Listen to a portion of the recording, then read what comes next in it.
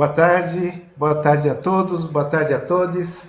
Eu sou o Tuca Munhoz, um homem branco, pele clara, olhos claros, um cavanhaque, recém-cavanhaque bem branquinho. Eu visto uma camisa social azul clara, atrás de mim uma estante com livros, uma planta, uma era, um cacto e um quadro com livros em relevo. Eu quero primeiramente agradecer aos nossos intérpretes de Libras, o Paulo. Paulo, gostaria que você fizesse a sua autodescrição, por favor. Eu preciso da outra intérprete me substituir. Sara, abre aí para você interpretar enquanto ele faz a autodescrição.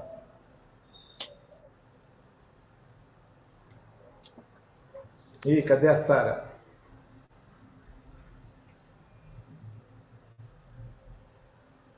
Você está aí, Sara? Ela caiu. Caiu? Bom, vamos continuando. Depois a gente retoma a autodescrição dos intérpretes de Libras. Este é o primeiro episódio do programa ECOAR, Diálogos de Cidadania, um programa do Núcleo de Informações, Políticas Públicas e Inclusão Social, NIPES, da Fiocruz e Unifase.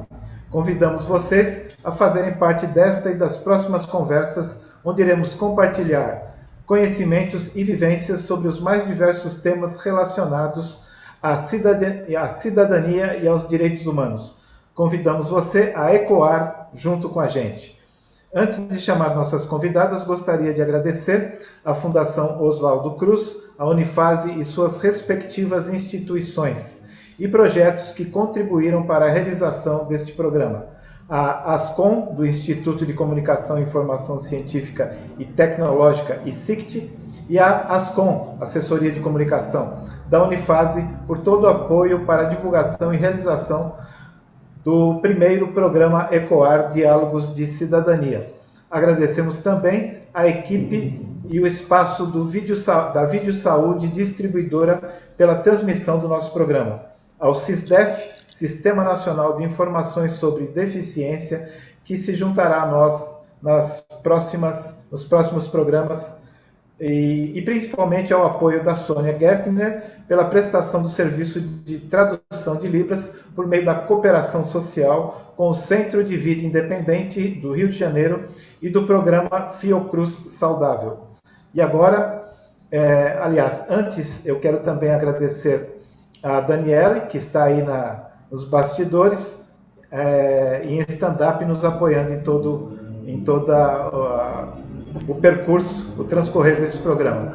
Eu quero apresentar aqui e chamar as nossas convidadas, primeiramente a Maria Paula Vieira, fotógrafa, que é cadeirante, primeira cadeirante a se consolidar no mercado artístico no Brasil, também carrega o trabalho de jornalista, criadora de conteúdo, atriz, modelo e também uma ativista pelos direitos das pessoas com deficiência. Também temos aqui a querida Vitória Bernardes, mulher com deficiência, militante de direitos humanos, psicóloga de formação e integrante da União Brasileira de Mulheres. Está como conselheira nacional de saúde e conselheira estadual dos direitos da pessoa com deficiência do Rio Grande do Sul. E eu aproveito para mandar um beijo para a Lara, né? E também temos aqui conosco querida Bianca Angelucci, psicóloga, docente da Faculdade de Educação, pesquisa o direito à educação das pessoas com deficiência, com ênfase no enfrentamento aos processos de medicalização e capacitismo. Eu quero... e agradeço também, mais uma vez, a todas vocês por terem aceito o nosso convite. E vamos começar o nosso bate-papo. E eu quero chamar, primeiramente, a Maria Paula Vieira. Boa tarde, Maria. Faça a sua autodescrição, por favor. Boa tarde, Tuca. Boa tarde a todo mundo que está aqui hoje. Eu sou a Maria, como o Tuca já citou, né? Eu sou jornalista, fotógrafa, mulher com deficiência e toda essa área da comunicação e da arte aí que se envolve. Eu sou uma mulher branca, de cabelos lisos, loiro escuro. Eles estão soltos. Eu uso um vestido cor amarelado, meio laranja. Ele é comprido, mas não dá para ver. E ele tem mangas meio bufantes. E ao meu fundo, a parte da cama, que é branca, e a parede caramelo. E eu uso óculos redondos de grau. E é isso. Obrigado, Maria. Obrigado, Maria, por ter aceitado nosso convite. E é uma alegria te entrevistar. Nós estávamos nos devendo essa oportunidade e hoje é com grande alegria que eu te recebo aqui na estreia desse programa ECOAR, Diálogos de Cidadania. E o tema desse programa, como está anunciado, é justamente capacitismo e dominação. E você tem, Maria, aí nas suas redes sociais, na sua militância, no seu ativismo pelos direitos das pessoas com deficiência, falado bastante da questão do capacitismo. Eu gostaria que você falasse um pouco aqui para a gente dessa questão do capacitismo, e se você quiser, eu gostaria de ouvir um pouco da sua vivência pessoal enquanto uma pessoa com deficiência em relação ao capacitismo, ao preconceito contra as pessoas com deficiência. Bom, muito obrigada de novo, muito bom estar aqui com você, fiquei muito feliz com o convite de todo mundo. O capacitismo, né, como você disse, ele é a discriminação das pessoas com deficiência. E eu falo que o capacitismo, a palavra, ela vem há muito pouco tempo no Brasil. Porém, a gente já vive com pessoas com deficiência, ela na pele há muitos anos, desde que a gente se entende como pessoa com deficiência, às vezes até antes de se entender. E eu fui uma criança com deficiência desde os 3 anos de idade. Então, eu comecei um processo de usar órteses, aí até ir para cadeira de rodas, passei por andador, vários aparelhos de assistência. E eu demorei de me reconhecer uma pessoa com deficiência, mas desde muito cedo eu já sentia o capacitismo, né, que era essa discriminação. A discriminação veio na escola, né, com falta de inclusão na escola. A discriminação, o capacitismo, ele veio com olhares, ele veio com a violência diária que a gente sofre, né, em ser segregado a vida inteira, de não ter espaço na sociedade. Vem com comentários que às vezes a gente acha que é elogio, mas as pessoas acham que é elogio, mas não é, né? Por exemplo, assim, nossa, você é tão linda, nem parece deficiente. Para muita gente isso parece um elogio, né? Às vezes não é nem na maldade, mas quando você vai na raiz disso, né, é um capacitismo, porque vê as pessoas com deficiência como se elas não pudessem ser bonitas, por exemplo.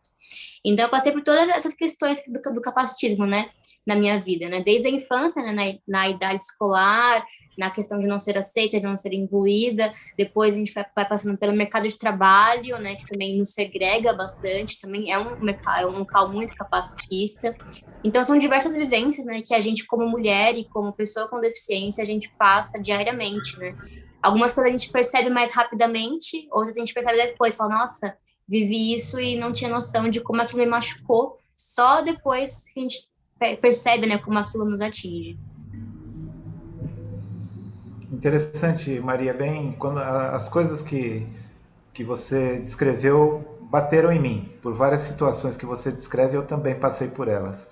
Ainda que sejamos de gerações diferentes, as coisas não mudaram tanto assim.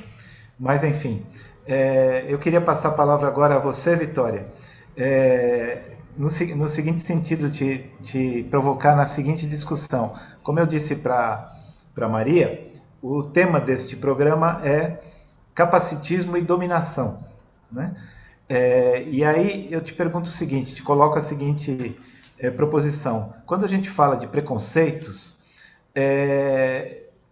não deixam de ser ferramentas de dominação, de colocar os diversos grupos sociais, as diversas chamadas minorias no seu lugar, entre aspas, né? Através do preconceito, o preconceito se torna uma arma para colocar os grupos sociais oprimidos nos seus devidos lugares como estratégias de dominação. Como é que você vê o capacitismo enquanto uma estratégia de dominação das pessoas com deficiência para que elas, entre aspas, fiquem no seu lugar? Tuca, meu querido, boa tarde, Bianca, querida companheira, Maria Paula, que conhecendo também aqui, né, dividindo mesa pela primeira vez. Olha só, cacuete ainda de quem não se acostumou 2 anos de pandemia. Uma mesa virtual, né? Mesa virtual, né? Então, vou começar aqui me descrevendo, né? Eu sou uma mulher branca, com cabelo preto um pouco abaixo da orelha, levemente ondulados.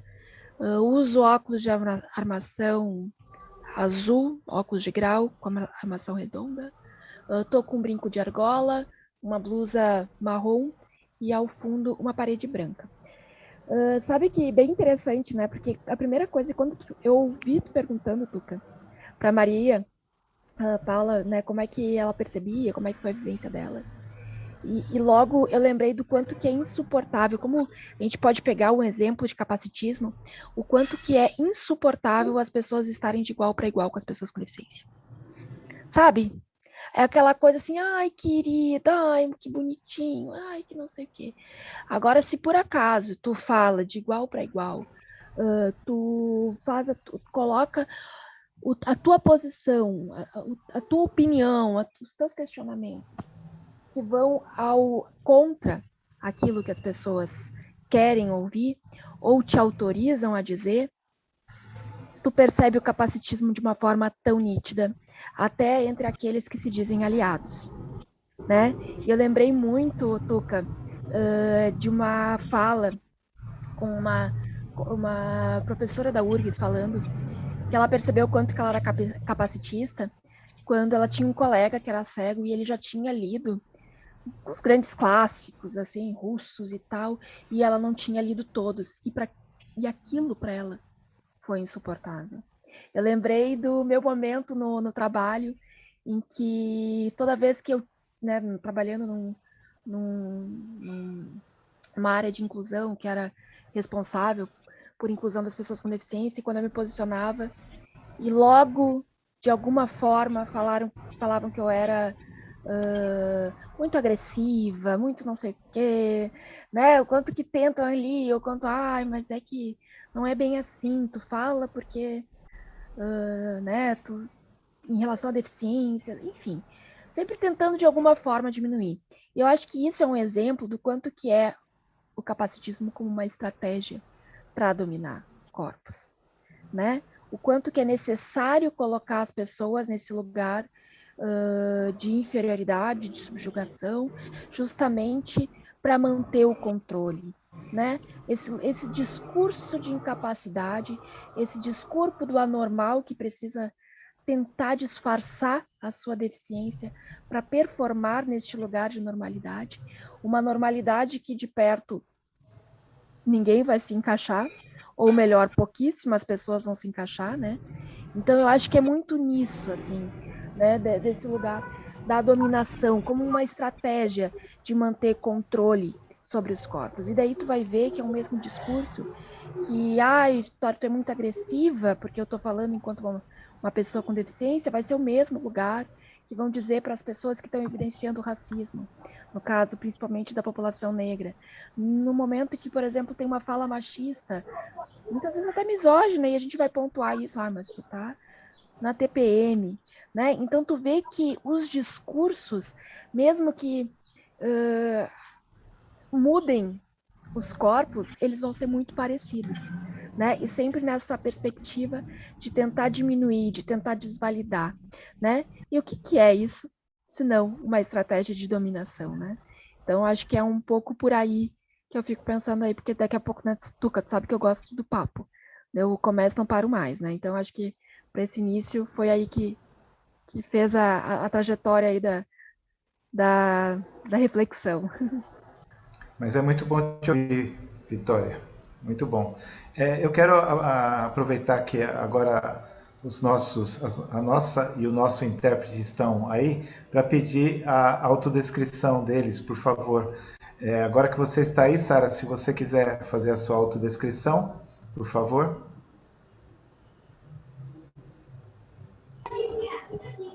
Boa tarde, meu nome é Sara, eu sou intérprete de Libras, sou uma mulher negra, cabelos cacheados um pouco abaixo do queixo, estou com batom rosa, brincos pequenininhos, de bolinha, uma blusa preta e um fundo branco.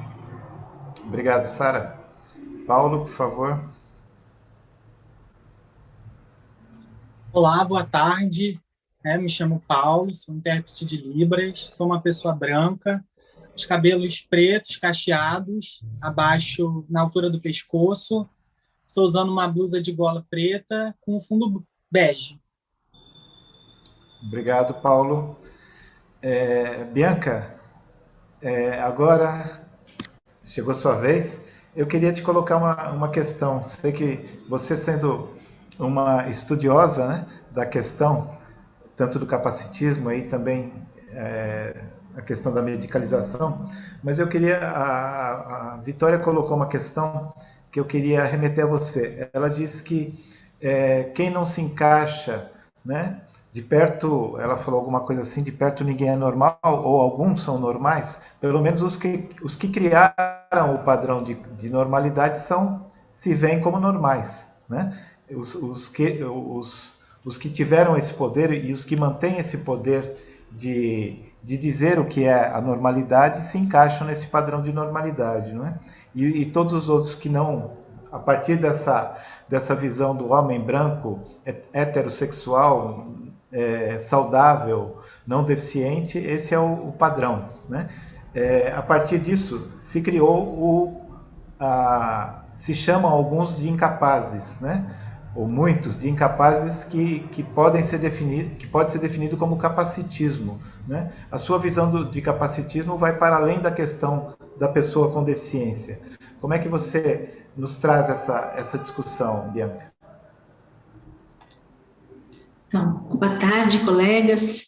Agradeço pelo convite de participar desta mesa virtual, como vocês trouxeram. Eu sou uma mulher branca, sem deficiência, uso óculos de aros azuis, óculos de leitura hoje. Atrás de mim tem uma parede branca com uma porta vermelha emoldurada com uma faixa preta, um quadro com um escaravelho de um pintor uruguaio chamado Pablo Pilaró, e ao lado tem uma tapeçaria com a bandeira da América Latina. Eu, nessa tarde, quase depois de 1 ano e 9 meses, não é, trabalhando remotamente, sigo aqui desde a sala da minha casa, trabalhando remotamente, e vou trazer algumas questões só para levantando um pouco o assunto, né, sobre isso que você traz, Tuca, da leitura da incapacidade, né, como algo que, sem dúvida nenhuma, engloba as pessoas com deficiência, mas não se resume a elas, né, como tanto a Vitória quanto a Maria, que me precederam, que são pessoas que conhecem bastante do assunto por experiência, por militância, por estudo, concordo, né, com esta leitura de que se trata de um projeto de dominação, né, e queria só compor essa discussão trazendo o elemento da ciência, né, qual que é o lugar da ciência na produção desse fenômeno que é o capacitismo, que é justamente a justificativa, né, que faz dar uma cara, um gosto e um cheiro de verdade para aquilo que é por ideologia, né? Então, é a ciência que vai se colocando na tarefa de utilizar instrumentos de mensuração, teorias profissionais para dizerem o que é capacidade, como se mede capacidade e, portanto, quem é capaz e quem não é capaz. Sem dúvida alguma que os profissionais de saúde jogam uma função importantíssima nessa discussão, não é? Tanto do estabelecimento da normalidade, quanto do estabelecimento do que é capacidade, né?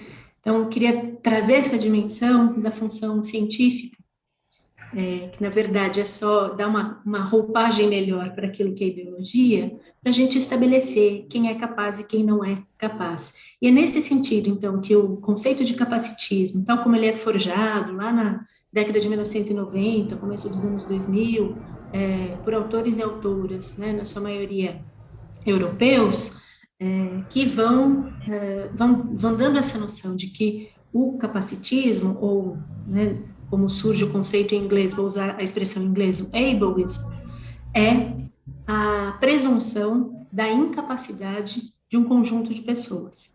Entre estas pessoas, as pessoas com deficiência. E trago isso aqui porque acho que é importante uma consideração que essas colegas fazem, que vai muito ao encontro dos estudos sobre colonialismo, que é a presunção de que nós, na América Latina, somos todas pessoas incapazes, né? Porque não atendemos ao ideal abstrato de inteligência, de função corporal, de estética, de capacidade de envolvimento com o trabalho produtivo. Então, nós, latinas e latinos, somos necessariamente concebidos como pessoas que são incapazes, a priori. Isso não quer dizer que as pessoas com deficiência não vivam expressões muito específicas, né, muito marcadas pela condição de seus corpos, de suas funcionalidades, de sua cognição, dentro desse amplo conjunto que é o capacitismo. Sem dúvida tem expressões singulares dele em relação às pessoas com deficiência, mas se a gente compreender o capacitismo como a presunção de todo mundo que não cabe num ideal do que seja a capacidade e que tem muito a ver com a capacidade de produção, a gente também não entende a fundo o conceito de capacitismo, né? E aí, por que eu estou trazendo aqui a questão do ideal? Porque não adianta o Tuca, ou Maria, ou a Vitória, mostrarem que são pessoas que trabalham, que são pessoas que estudam, que têm lugar no mundo, né, que construíram raiz nesse mundo, porque vão ser vividos sempre como situações de exceção, não é? Não muda a leitura geral sobre o fenômeno da deficiência se a gente não enfrenta isso de modo coletivo. Assim como a gente viu agora há pouco nas Paralimpíadas, né, o esforço que se fez para tirar da ideia de superação, né, a produção de atletas, né, de alta performance, a gente também precisa, né, sair da discussão sobre uma performance individual, né, que pode ser incomum para o preconceito capacitista, e avançar nessa discussão sobre que parâmetro que a gente está tomando aqui para dizer que alguém é capaz ou incapaz. E para terminar, assim, acho que o exemplo maior disso, e que é vivido, sim, pelas pessoas com deficiência, especificamente, é o da curatela, né, da retirada dos seus direitos civis. Isso, quem vive são as pessoas colocadas no lugar de pessoas com deficiência, né, seja intelectual, seja as pessoas com transtornos mentais. Bianca, eu fico, enquanto você fala, refletia no seguinte, não sei se vou colocar uma questão arriscada, mas quando a gente fala, por exemplo, de outros incapazes, né, e eu vou citar a questão da incapacidade em relação às pessoas negras, né, tanto ouvimos aqueles preconceitos dizendo da indolência, da preguiça e tal, mas que foram e são considerados força de trabalho, estão na produção, né, do ambiente capitalista. A mesma coisa em relação às mulheres, que também são... a pecha de incapacidade também recai pesadamente sobre as mulheres, mas que são vistas pelo dominador como ótimas para alguns afazeres, né? Então, em alguma medida, estão no contexto da produção do capital. Não seriam as pessoas com deficiência vítimas de um capacitismo puro, eu diria, no sentido dessa pureza de que elas são, sim, as plenamente incapazes? Sem dúvida, há especificidades, né? Eu diria assim, que o lugar na produção, né? E aí estou colocando aqui qual, né, o meu lugar, vamos dizer assim, epistemológico, né? Eu parto dos estudos marxistas. O lugar das pessoas totalmente concebidas como incapazes, né, dentro dessa estrutura, também há um lugar na produção, né, porque é importante ter aquele que é colocado como inábil para o mundo do trabalho, para a lógica do trabalho, né, isso também faz parte dos processos de produção, né, de geração de riqueza. Assim como a gente já fez essa discussão, por exemplo, em relação à loucura, que talvez, vou dar esse exemplo que é mais patente para todas nós, né? É importantíssimo ter aquela pessoa que é considerada completamente louca, né? A tal da louca de carteirinha, porque ela é que permite, então, uma baliza em que a gente vai se perguntando quem fica de um lado da cerca e quem fica do outro lado da cerca. Então, eu diria assim, que o lugar das pessoas com deficiência é produzir o outro lado da cerca, né?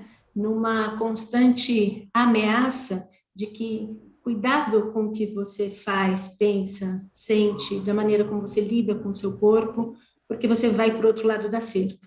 E existir tanto a cerca quanto o outro lado da cerca é fundamental para a reiteração, né, dos processos capacitistas. Ótimo. Maria, eu queria te puxar para uma outra questão também, um pouco do que foi colocado aí, mas por um outro viés. Você citou aí na sua primeira fala a coisa de quando você se viu como uma pessoa com deficiência, né? É curioso isso, talvez as pessoas com deficiência não compreendam isso, as pessoas sem deficiência não compreendam isso, porque eu, no meu caso, tenho deficiência desde de bebê, né? Então sempre fui visto pelo outro como uma pessoa com deficiência, mas eu mesmo passei a me ver como uma pessoa com deficiência a partir de uma determinada idade, um pouco disso que você falou há pouco. Como é que foi esse processo de se ver como uma pessoa com deficiência? E aí eu te coloco uma questão assim, nesse momento em que você se viu como uma pessoa com deficiência, foi um momento de sofrimento?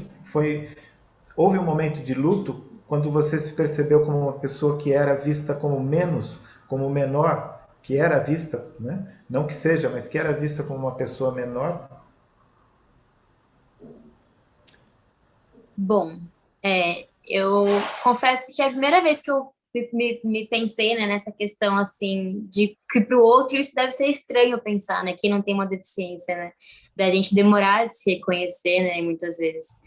E é justamente porque, muitas vezes, né, no meu caso, talvez o seu também, a minha família não me colocava com a pessoa com deficiência. Me dava todo o suporte para eu ser quem eu era, né, acreditando em toda a minha capacidade de ser como eu era. O que acontecia também, ao mesmo tempo, era que os médicos acreditavam que eu seria curada, né? Que vem aquele processo da cura. Não, mãe, ela vai se curar. Não, mãe, ela vai sair disso, né? Então, minha mãe acreditava em toda a minha capacidade de ser quem eu era e de uma cura.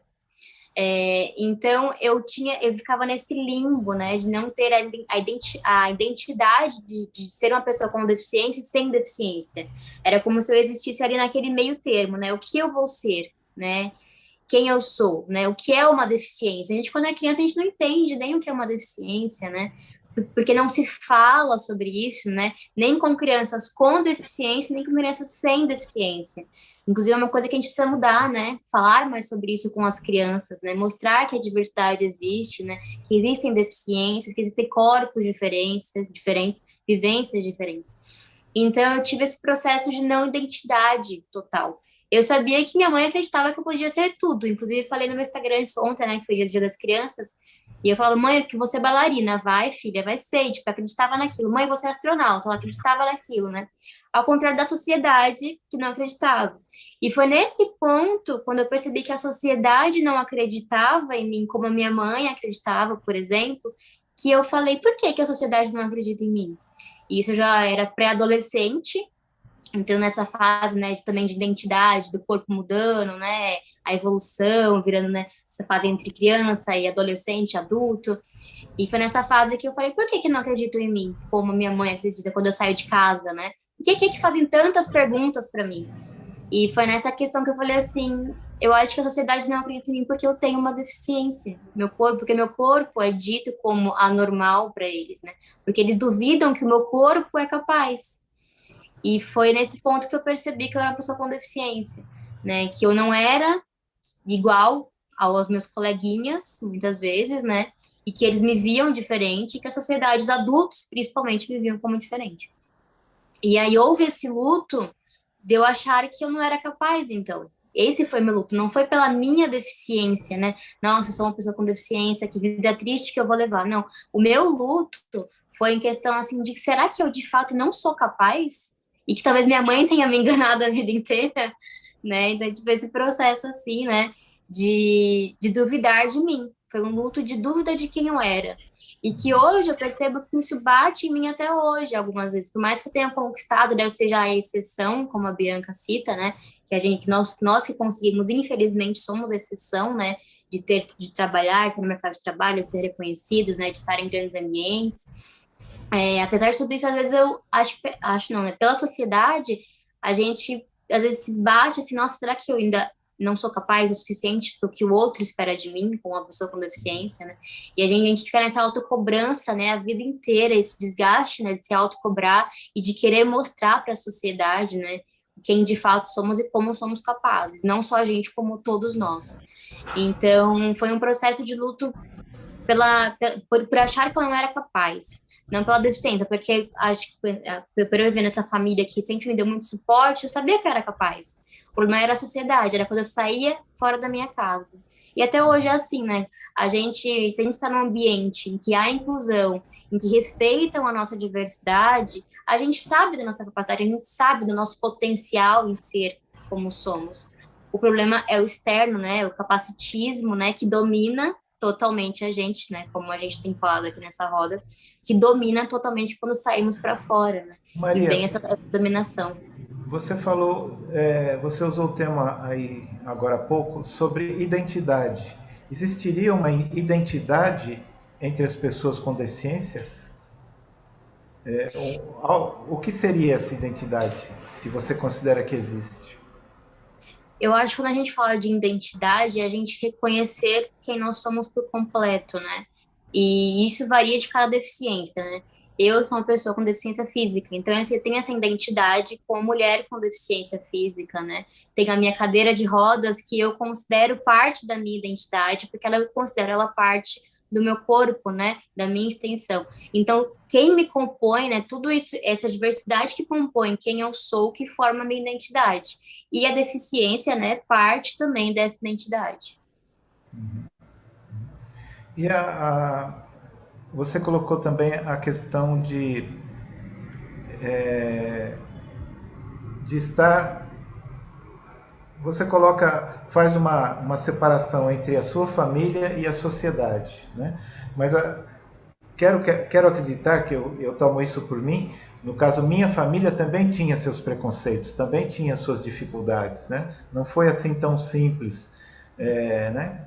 A nossa família faz parte da sociedade e também tem, né, suas fragilidades no sentido desse preconceito. Como é que foi isso para você? Sim, com certeza. Todos nós, né? Eu falo que a gente nasce capacitista mesmo quando temos uma deficiência, né? A gente reproduz capacitismo porque estamos na sociedade e a gente acaba levando isso para nossa vivência diária.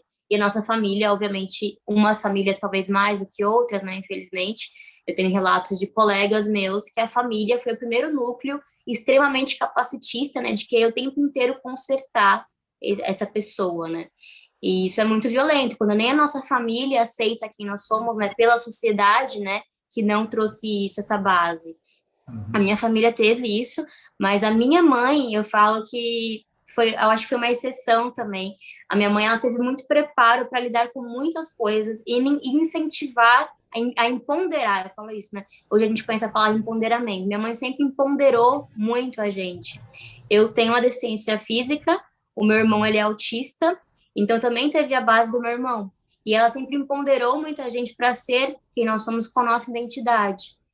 Então, ela foi a nossa base de exceção aqui em casa. Mas, obviamente, quando a gente fala de sair, né, outros parentes, outros espaços familiares, Obviamente, teve locais da minha família que, às vezes, não, porque ela precisa ser curada, ela precisa de conserto, ela precisa, né? Ela não pode viver assim, ela tem que voltar a andar, ela tem que ficar de pé, né? Você tem que forçar a mãe, você tem que forçar ela a ficar de pé, falava pra minha mãe, né? Então, tinha todo esse processo. Então, assim, eu falo muito, quando eu falo de família, eu falo muito à base da minha mãe, do meu pai e dos meus irmãos, né? Mas, obviamente, quando a gente sai um pouco mais para fora, né, ramifica mais a família, ainda há isso, né? Porque, como você falou, né, a sociedade coloca essa base, né, e estruturação para todos os seres humanos, infelizmente, do preconceito, né, da raiz de cada preconceito. Interessante. Vitória, quando a gente faz essa discussão da normalidade e da não normalidade, a gente fica muito provocado por essa... Isso acho que você tocou nesse assunto, nesse tema, na sua primeira fala, de que a nossa postura mais assertiva incomoda, né? E também colocado em certa medida pela Bianca, quando ela falou da cerca para lá, quem está para lá e quem está para cá, né? Mas a nossa postura com mais assertividade, com mais firmeza, causa incômodo. Mas eu queria te colocar uma questão ainda mais além disso. Você acha que as pessoas com deficiência, em alguma medida, causam repugnância? Em alguma medida, Tuca, ou totalmente? Né? Eu acho que a gente tem um... eu tô adorando, gente, porque eu tô escutando, já fiz várias anotações e aqui, ó, tá indo. Porque, assim, a gente quer afastar tudo que nos lembre da nossa humanidade, da nossa finitude, da nossa fragilidade.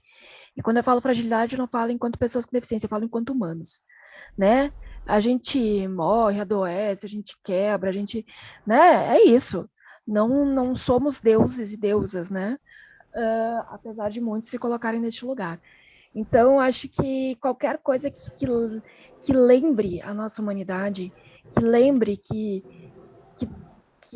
enfim, até a questão, por exemplo, do envelhecimento agora ser colocado na CID, né? O quanto que a gente patologiza a nossa vivência, aquilo que é do humano, né? E eu acho que a deficiência entra nesse lugar.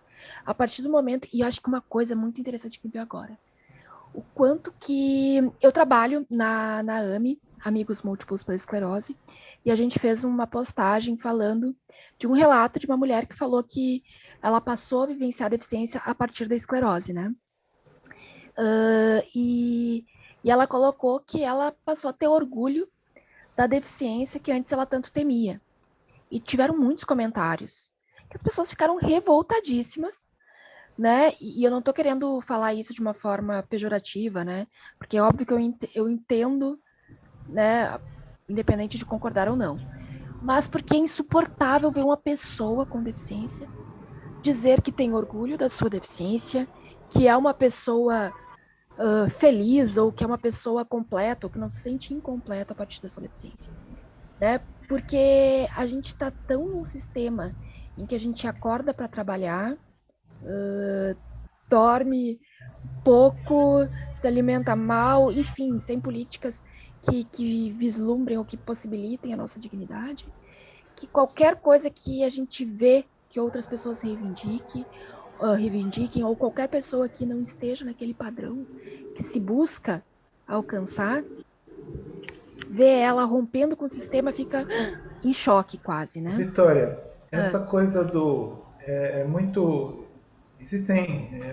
Conheço pessoas, até um amigo aqui de São Paulo faz muito esse discurso do orgulho da deficiência, criando um paralelo, talvez, com a coisa do Black's Beautiful, né? Uhum. Do orgulho negro e tal, né? Eu acho isso, por um lado, interessante, por outro lado, muito delicado e complexo, porque, em muito, a deficiência ela tem origem numa injustiça social.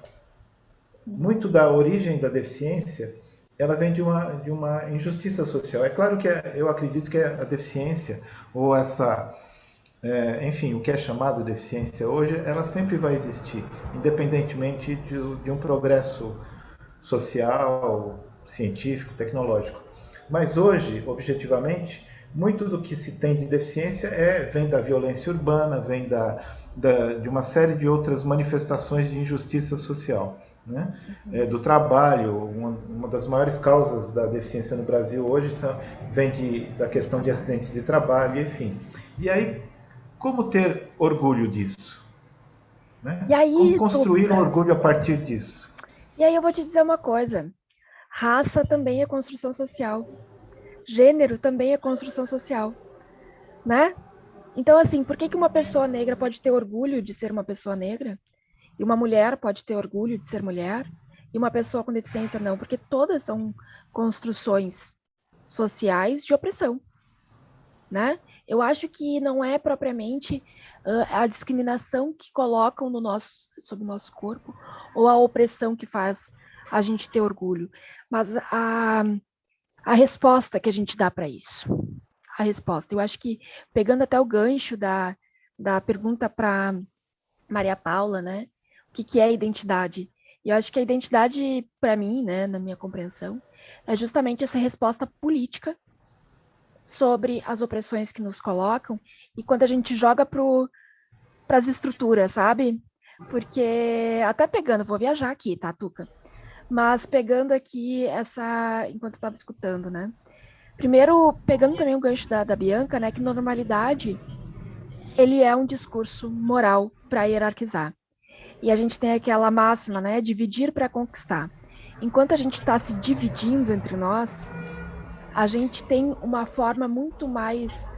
Por que pouquíssimas pessoas que detêm o poder continuam mantendo o seu poder, se não através dessa hierarquização, dessa lógica de dominação, dessas divisões que se faz, né? E eu acho que isso é uma coisa que a gente percebe dentro do nosso próprio movimento de pessoas com deficiência, né? Até pegando um exemplo, a gente promoveu no Conselho Nacional de Saúde um ciclo, né, de encontros falando sobre deficiência. E um deles era falando sobre marcadores sociais relacionando com a deficiência, né? Outros marcadores relacionados à deficiência também. Então, para gênero, classe, raça e deficiência. E daí, uma pessoa colocou, quando a gente foi divulgar, né? Falando assim, olha, eu acho que a gente tem que ter muito cuidado com isso, porque a gente está dividindo o movimento, né? Então, assim, se tu vai pegar, por exemplo, lutas em sindicatos, não vamos falar sobre a pauta de mulheres, porque isso é dividir o movimento, né? Ou, enfim, né, classe, não vamos falar porque isso é identitarismo.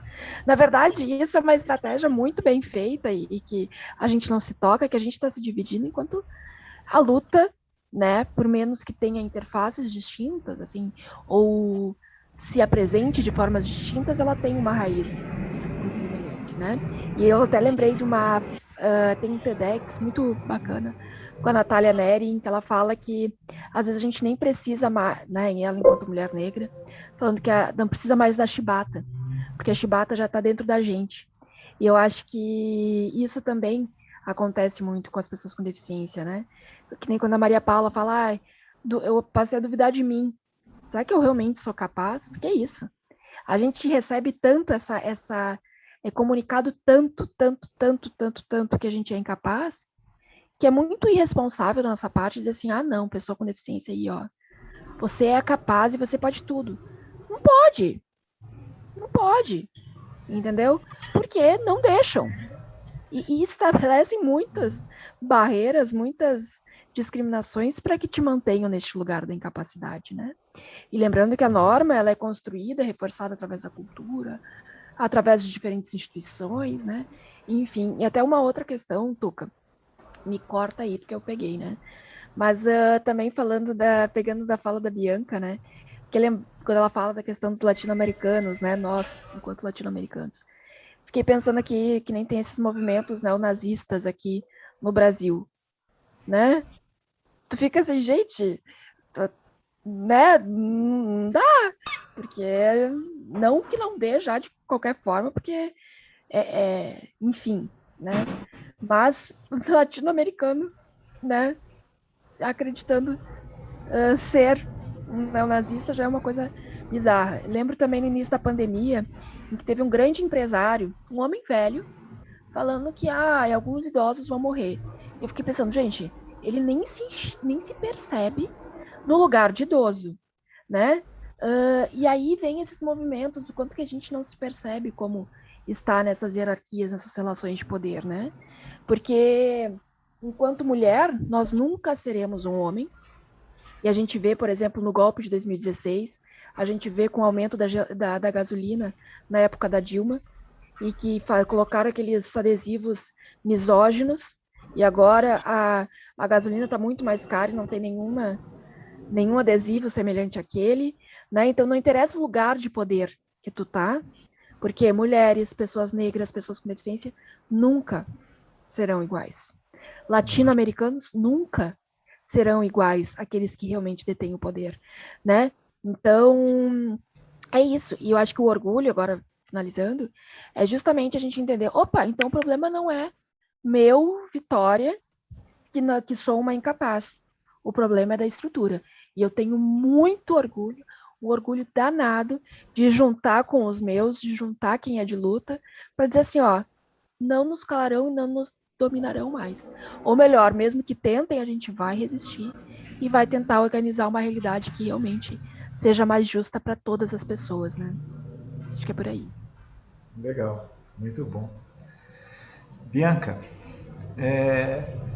a Maria Paula colocou umas questões que são muito caras para mim também. A questão do vai sarar, ele vai andar, ela vai andar. Eu ouvi isso muito na vida, né? Passei por processos de medicalização muito fortes, como a Paula também parece ter passado. E sempre no sentido de voltar ao normal, né? Eu fui cliente, né? Quase falo vítima, da AACD aqui em São Paulo, né? E passei anos lá, sempre com essa coisa de me aproximar da normalidade, né? E você estuda muito essa coisa da medicalização e da patologização, né? E a gente sofre muito com isso causa muita dor, né, nas pessoas, né? E é também um processo de dominação, né? Como que se dá também essa questão da medicalização, da patologização das pessoas no sentido de também criar ambientes de dominação? A medicalização é a estrela, vamos dizer assim, né, dos processos de justificativa científica daquilo que é no âmbito da ideologia, não é? Quando a gente estabelece que aquilo que foge da norma porque está enfermo, né, está doente, a gente cria o ideário da reabilitação. E aqui eu queria diferenciar o que é cuidado em saúde do que é reabilitação, né? Pensando no próprio campo de direitos das pessoas com deficiência, né? Porque fica parecendo sempre que os cuidados em saúde das pessoas com deficiência significam reabilitação. Por mais que as próprias profissionais, as ofertas que hoje a gente tem, né, no campo da reabilitação, critiquem, não é, essa concepção de que o corpo, a funcionalidade da pessoa com deficiência é doente, assim, é impressionante porque permanece a expressão reabilitação nesse campo. E penso que não cabe mais, né, com todas as discussões que temos feito sobre as pessoas com deficiência, não cabe mais falar em reabilitação, né, porque não se trata de habilitar, muito menos de reabilitar alguém, né, mas de cuidar da sua saúde. Então, por muito, muito tempo mesmo, né, desde o início do método científico até ainda hoje, persevera a ideia de que cuidar em saúde é tomar o corpo e a funcionalidade, né, como algo que está doente, precisa ser corrigida.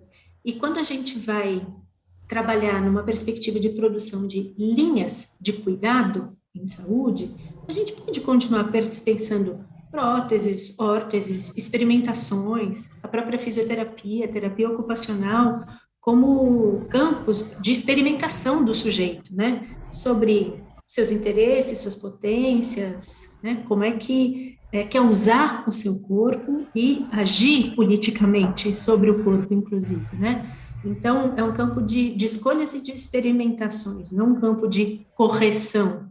E, de novo, né, fazendo uma analogia com as questões de saúde mental, quando a gente compreende, né, as pessoas com os chamados transtornos mentais como pessoas cuja a organização de si, né, da sua subjetividade, é só outro tipo de organização, não é mais nem menos inadequado ou adequado, a gente também vai refazendo os cuidados em saúde mental, né? Então, o objetivo não é transformar as pessoas em boas neuróticas, né? Mas é em pensar como a pessoa, como é que ela experimenta o seu lugar no mundo com menos sofrimento, não é? É disso que se trata. A experimentação do corpo do Tuca, para que outras potencialidades ele possa ter acesso, possa brincar com o seu corpo, usar o seu corpo para incidir no mundo, né? Para existir, e não para se tornar outro corpo, aí sim, que pode ser desejável, que pode ser produtivo, que pode ser interessante, que pode ser esteticamente, né, e eticamente recebido no mundo. E, então, a medicalização, né, parte desse princípio, que é de tomar aquilo que não é regra como doença. E isso vai afetar as pessoas com deficiência de uma maneira muito radical, porque fica parecendo que o único recurso em saúde é o de você aderir ao tratamento. Tenho certeza que vocês já escutaram esse tipo de apelo, né? Tem que aderir ao tratamento, a família tem que aderir ao tratamento, fazer os exercícios, se subjugar, né? E quando a pessoa diz, sei lá, não quero fazer esse exercício de fonoaudiologia, ou não quero usar o andador, não quero usar a tábua de comunicação, ela está resistindo ao tratamento porque ela ainda não aceitou a deficiência, né? Não existe discurso mais violador do que esse, né? De que primeiro você tem que aceitar a sua deficiência, querendo dizer impossibilidade. Tem um link com a questão da superação também, né? Daquele conceito de superação, né? É aquela subordinação em que só quando você se aceita que você precisa ser outra pessoa é que você está em verdadeiro tratamento. E se você passa a se esforçar para deixar de ser o que é, nesse sentido, né? Mas enquanto você fala, também me ocorre pensar muito nessa questão do que é feito e pensado nos serviços privados de atenção à saúde, o que eu chamaria de reabilitação, e nos serviços públicos. Eu percebo que as pessoas, quando, no senso comum, se oferece um caminho, um acesso a uma instituição como a ACD, ou um caminho de acesso a um centro especializado em reabilitação, as pessoas preferem muito mais uma ACD porque elas vendem essa ideologia, vamos dizer, da superação, de que você vai se aproximar da normalidade, né? Sem criar um ambiente que você possa, enfim, se desenvolver a partir do que você é, de que você pode ser, né? É muito político, e eu lembro do que a Vitória falou há pouco, no sentido de que a nossa postura enquanto pessoas com deficiência, fazendo aquele link com a discussão sobre o orgulho, mas a nossa postura firme, ela é revolucionária, né? No sentido de que ela provoca essa normalidade que é tão frágil também, né?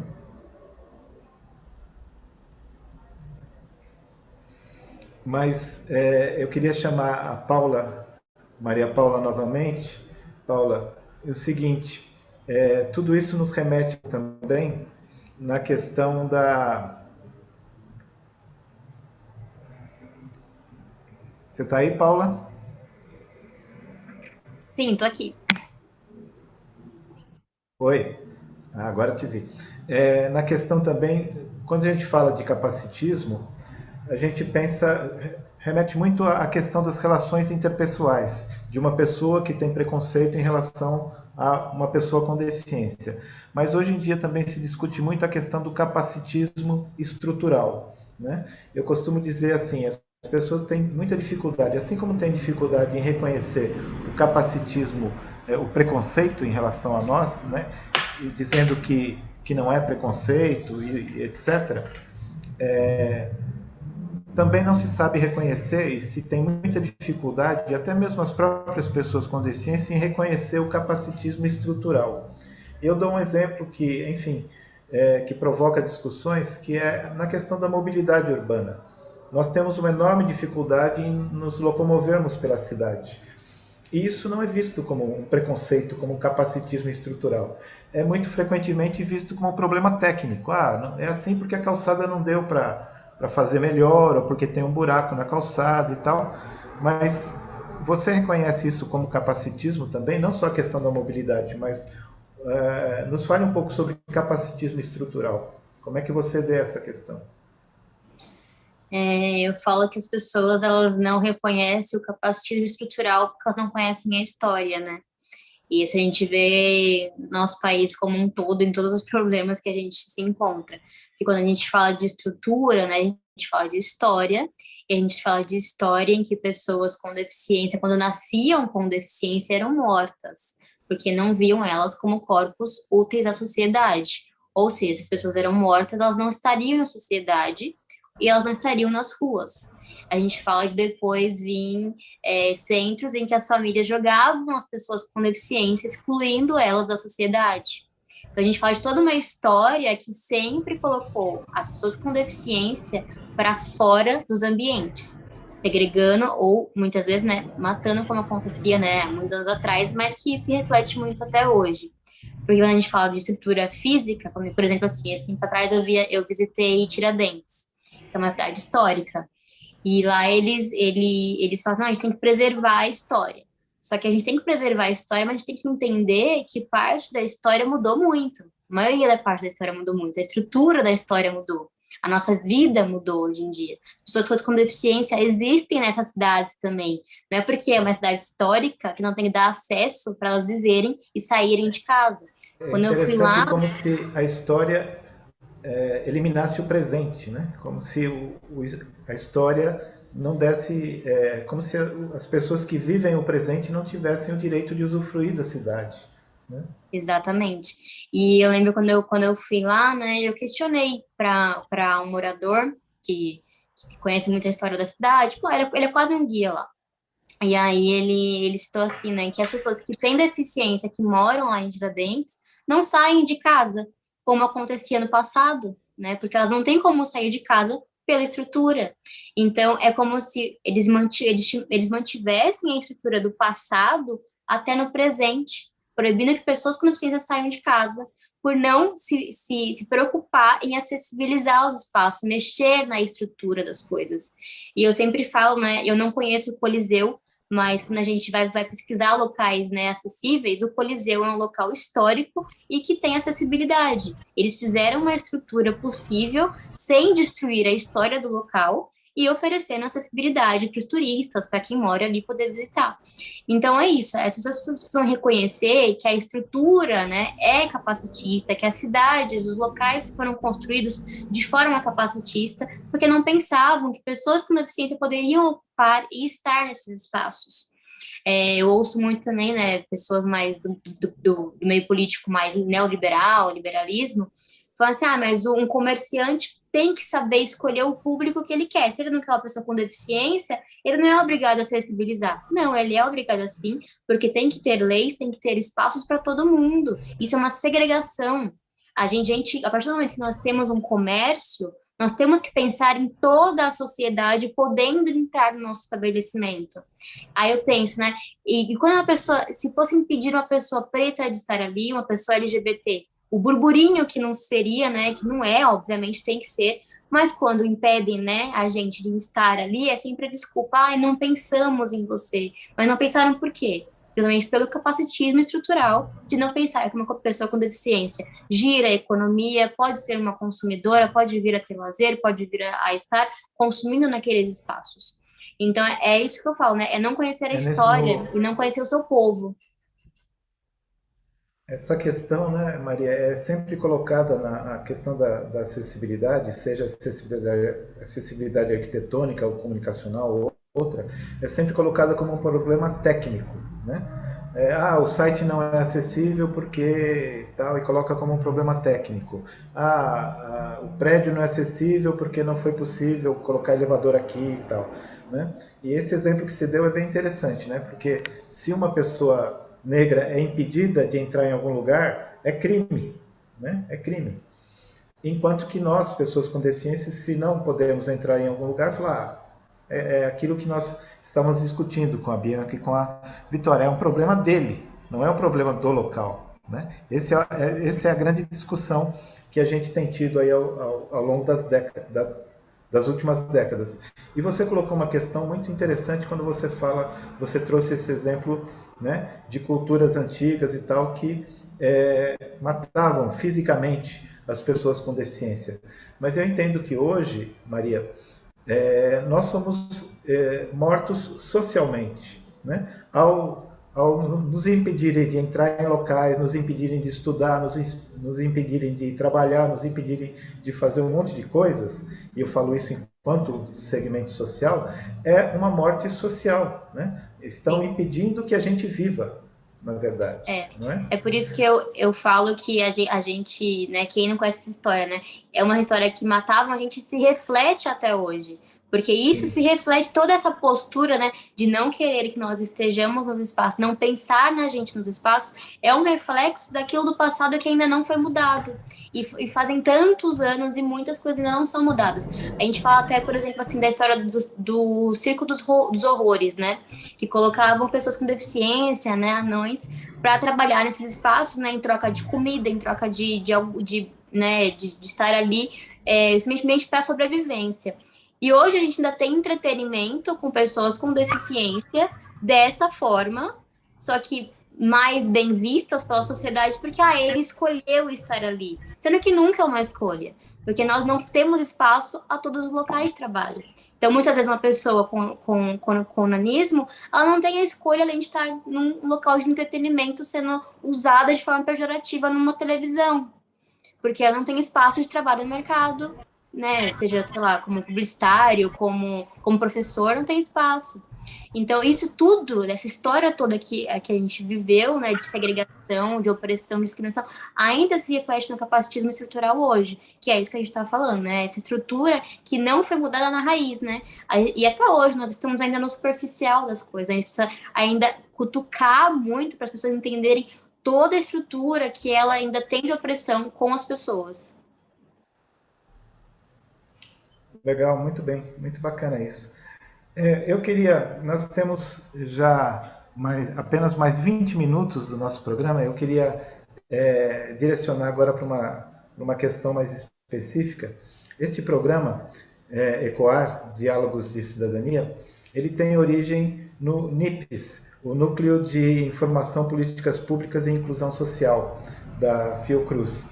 E o NIPS está envolvido, está desenvolvendo, e eu tenho a alegria de fazer parte, de um trabalho muito importante na área de consolidação, de produção, de consolidação e divulgação de dados sobre as pessoas com deficiência, de informações sobre as pessoas com deficiência. A gente nota, Vitória, no Brasil, que há uma escassez de informações sobre as pessoas com deficiência, uma escassez horrorosa de informações sobre políticas públicas para as pessoas com deficiência, não só uma escassez na informação, mas uma escassez no próprio desenvolvimento, na realização de políticas públicas. Você deve ter esse conhecimento, mas às vezes cidades vizinhas desenvolvem ações completamente diferentes em termos de políticas públicas para pessoas com deficiência. Como é que você vê, Vitória, a questão, a importância de se desenvolver informações, de se desenvolver possibilidades de mais e melhor conhecimento sobre as pessoas com deficiência no Brasil a partir de plataforma de dados? Bora lá, Tuca.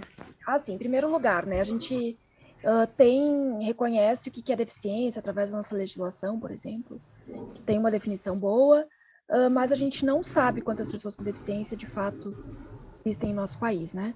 Porque até o último levantamento está muito baseado naquilo que não se pode fazer, né? Na dificuldade que se tem e não todo o entendimento, né, daquilo que é realmente deficiência, né, de um corpo com impedimento em relação com o seu meio. Então, sobre isso, acho que é importantíssimo a gente falar aí da regulamentação do IFBRM, né, um modelo único de avaliação da deficiência, que reconheça, né, os impactos não apenas bio, mas psicossociais nessa vivência de opressão, que é a vivência da deficiência, e para a gente conseguir ter números mais fidedignos. Porque, por exemplo, na área da saúde, né, a gente foi analisar, enquanto Conselho Nacional de Saúde, o Plano Nacional de Saúde, né, e aí a gente via a deficiência, sempre com essa linguagem do déficit, né, e que poderia ser, né, trazer exemplos, sequela, incapacidade, mas nunca deficiência. Né? Então, falando de acidentes de trabalho, a pessoa ficou com sequelas, incapacidades, falando em doenças, ficou com incapacidade, sequelas, né? Então, o quanto que é difícil a gente não ter uma definição do que é deficiência para fazer o levantamento dos números, né? O que poderia ser sanado com a regulamentação do IFBRM. Bom, ou melhor, né, que poderia ser avançado, teria uma informação mais fidedigna para a gente reconhecer e poder, inclusive, notificar, né, o que é, o que não é deficiência. Bom, dito isso, será que é interessante ter esse tipo de número? Né? Porque quando a gente ouve, vou dar um exemplo, o ministro da Educação dizendo que com alguns corpos é impossível a convivência, é porque ele está preocupado com as pessoas com deficiência não sofrerem nas escolas, né? Porque a escola é um lugar realmente muito pacífico, né, gente? A gente sabe que não tem sofrimento de diferentes corpos no espaço escolar, né? Sim, é uma ironia, tá, gente? Só para deixar nítido. Então, assim, isso é porque ele está preocupado com as pessoas com deficiência ou porque, dentro dessa lógica neoliberal aí, vale a pena investir ou garantir políticas públicas para apenas aqueles corpos que dentro do sistema capitalista, dentro dessa ideologia, vão trazer retornos, né? Eu acho interessante isso. E agora, Tuca, porque eu sou muito desobediente, eu vou pegar e fazer algumas sinalizações também na fala das companheiras que me chamaram a atenção, né? Porque quando tu comenta até que a discriminação, por exemplo, em razão do racismo, né? Existe, né? O racismo é um crime. A gente esquece que também discriminar pessoas em razão de sua deficiência também é crime. Só que o que acontece? Não é efetivado. Por quê? Porque o capacitismo é tão estrutural que quem vai avaliar, né, um juiz que vai sentenciar se aquele caso foi ou não foi, capacitismo, né, discriminação em razão da deficiência, ele também é uma pessoa capacitista que provavelmente nem se deu ao trabalho de questionar essa estrutura, né? Então é importante. E, para além disso, voltando para essa lógica de mercado, essa lógica capitalista, quanto que a medicalização colocada aí por ti e pela Bianca anteriormente é lucrativa? Eu lembro que logo que eu me tornei uma mulher com deficiência, nossa, a gente comprou um monte de órtese para deixar a mão reta, para deixar no pé não sei o quê. E detalhe, gente, eu sou uma mulher com tetraplegia. Então, assim, a mão fechada, ela é extremamente funcional para mim, né? Então, assim, não é a funcionalidade que está em questão, mas o quanto que intervir neste corpo pode ser lucrativo. E daí tu colocou a questão da ACD também, que tem várias questões aí também que são complexas. Então, quanto que é lucrativo intervir nesse corpo, né? No caso dos procedimentos estéticos, né? Tu ter a boca assim, tu ter não sei o quê. Quanto que é lucrativo? O quanto que a gente precisa colocar esses padrões para as pessoas perderem tempo, né? O tempo que poderia ser destinado, por exemplo, para revolucionar, né? Para a gente tentar ocupar este lugar da normalidade, né? Então, é interessante isso, né? E aí também, pegando um gancho, da questão do lugar da ciência, também colocado pela Bianca, como se a ciência fosse uma coisa isenta, se fosse algo isento, né? Neutra, Não né? fosse exatamente neutro, né? E aí a gente tem a eugenia, por exemplo, que já foi entendido como ciência, né? E aí também nessa questão das disputas de corpos, mas as mulheres, as pessoas negras, por exemplo, não estão nos mesmos lugares. Tanto de remuneração, tanto de poder, né, do que esse homem branco padrão, né? E são geralmente, em sua grande maioria, que às vezes até tem lá uma CEO para dar uma aparência de legitimidade, ou um gerente negro para dar uma aparência de legitimidade, mas geralmente são corpos facilmente descartáveis, né? E que vivenciam a deficiência a partir deste momento que já foram explorados o suficientes, agora não são mais interessantes, né, para essa lógica de mercado. E também falando sobre isso, porque teve uma questão, Tuca, que está acabando e eu não poderia deixar de falar, sobre a questão que a tutela sobre os nossos corpos, né? E esse discurso técnico, porque muitas mulheres com deficiência, sobretudo intelectual, seguem sendo esterilizadas e não passam por todos os procedimentos legais e médicos para ter autorização da sua esterilização, né? E isso não é questionado, porque esse discurso técnico, ele também é um discurso de poder, né? Então, o presidente não veta alguns artigos de uma lei que visava o enfrentamento à pobreza menstrual. E ele diz que, tecnicamente, né, não tinha lá a questão de custeio, né? E como se a gente não soubesse que é tudo escolha política. Então, a gente coloca a aparência desse discurso técnico aí isento, que, não, meu compromisso é isso, quando, na verdade, todos os discursos, todas as narrativas, todas as estruturas, elas mantêm, né, o intuito de manter essa ordem perversa, né? E aí, só para terminar, Tuca, falando da questão também da falta de acessibilidade, que a falta de acessibilidade é a cereja do bolo do capacitismo, porque assim o capacitismo consegue se perpetuar muito bem, né? Colocando, impondo barreiras, né, para que a gente não alcance. E mesmo com essas barreiras, muitos de nós já têm conseguido romper, né? E eu tenho certeza que por meio de tantos retrocessos em garantia de direitos, a gente está conseguindo avanços que provavelmente não terão mais volta, né? Mesmo que tentem nos abafar, né?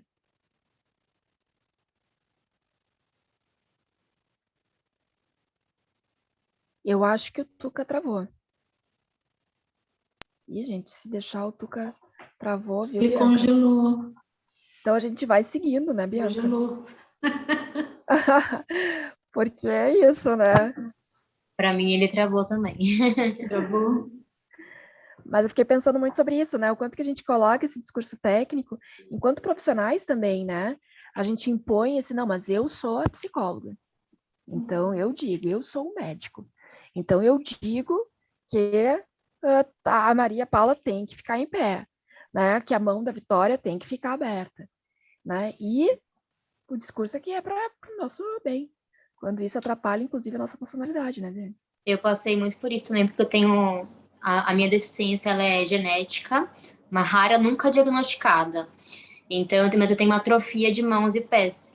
E sempre queriam forçar para minha mão ficar esticadinha, para o meu pé ficar perfeitinho, esticadinho, para eu conseguir fazer o pisar perfeito e voltar a andar. Era sempre... E me causava muito... Eu tenho dor crônica, me causava muito mais dor, e eu ficava muito mais parada, consequentemente, sem conseguir fazer atividades para ter qualidade de vida, né? Era sempre no conserto e não na qualidade, né? Me chama a atenção isso de, no campo, né, dos da deficiência, a gente vai percebendo o quanto essa individualização, tanto do sofrimento quanto das soluções, é tomada como assim, algo inexorável, né? A gente não tem o que fazer. Então, mudar a cidade é muito difícil, então a gente tem que fazer a sua mão abrir, né? Colocar um elevador é muito difícil, então a gente tem que fazer você deambular. E é impressionante o quanto a gente... e aí estou falando no campo tanto do movimento social, quanto no campo das instituições de pesquisa, ensino, o quanto a gente não constrói, né, essa contraforça de mostrar que o mundo pode ter uma outra arquitetura, pode ter uma outra ética, né, e não a pessoa precisa ser reformada por inteiro, né. É impressionante o quanto no campo da deficiência isso não aparece, né. A gente consegue discutir isso até lá no campo da gordofobia, né, mas no campo da deficiência volta para o plano individual. Acho isso muito, muito impressionante, né, como um fenômeno psicossocial mesmo para a gente analisar. Quando a gente fala do racismo como uma construção social, já tem mais reverberação para essa afirmação, né? Mas quando a gente fala que a deficiência é uma construção psicossocial, não, o corpo está lá, né? O corpo não funciona. É uma coisa completamente diferente da outra. Então, inclusive, quando a gente vai para o movimento de pessoas negras, né, para fazer essa discussão das alianças, das aproximações, as pessoas falam, não, claro que eu tenho respeito, né, pelas discussões sobre deficiência, mas não tem união na pauta, né, porque dá um certo receio de falar que as duas são construções sociais, né. Acho que esses são fenômenos interessantes para a gente. Se a deficiência fosse uma fatalidade. Isso. Me desculpem, eu caí um pouco aqui, minha internet falou. Você caiu, Tuca. Mas tá bem? Tá passando bem? Então tá bom. Caí, mas não passei do chão. Opa. Mas é muito engraçado. Olha, ai, Tuca, desculpa. Mas só um comentário. Desculpem, mas nós estamos chegando aqui nos finalmente. Eu queria só fazer uma rodada aí para suas considerações finais. Nós temos apenas mais 7 minutos. Então, eu gostaria de passar a palavra para a Maria, que foi a primeira, para fazer suas considerações finais, Maria, e já te agradecendo muito por sua participação. Uma grande alegria tê-la conosco. Quero agradecer, primeiramente. Foi ótimo dividir também essa mesa, né? Como disse a Vitória, essa mesa virtual, com ela, com a Vitória, com a Bianca. Foi um prazer conhecê-las, conhecer o trabalho de vocês. Já virei fã. Maravilhosas. Tuca, muito obrigada. Obrigada também a toda a organização aqui. Muito bacana de poder ter esses espaços sempre. E eu acho que a consideração final é justamente isso, né? A gente começar a se reconhecer como pessoas capacitistas, como a sociedade capacitista, porque a partir do ponto que a gente reconhece, que a gente muda. A gente nunca vai mudar uma estrutura sem antes reconhecê-la, que ela existe até na gente mesmo. Então, para a gente fazer mudanças, a gente precisa reconhecê-las, né? É um processo que às vezes é difícil a gente se reconhecer preconceituosos, né, seja racistas, seja capacitistas, seja homofóbicos, porque a gente não quer ser, nosso ego, né, a gente não quer reconhecer falhas, né, e defeitos e erros, então é muito difícil, mas a gente precisa começar a seguir por esse caminho para reconhecer, para finalmente, né, ter a união que a gente precisa ter para que haja de fato aliados de verdade, né, dentro, né, de pessoas com deficiência, pessoas sem deficiência, né, todo mundo junto mesmo, para que a estrutura mude, senão a gente vai continuar sempre, né, discutindo, e onde a gente vai chegar, né? A gente precisa mudar a história, né, que o futuro seja melhor do que o passado e o presente hoje. É isso. Que legal, Vitória. Eu espero